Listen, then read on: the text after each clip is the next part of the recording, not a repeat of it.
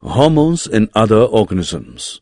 Metamorphosis is a biological process by which an animal physically develops after birth or hatching, involving a conspicuous and relatively abrupt change in the animal's form or structure through cell growth and differentiation.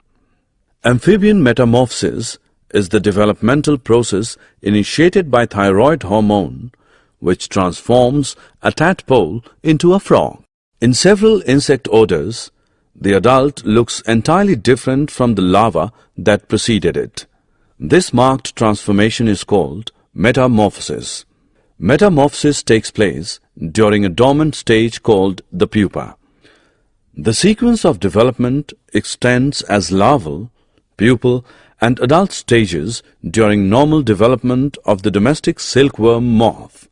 A hormone involved in the metamorphosis of silkworm moth is prothoracicotropic hormone, PTTH.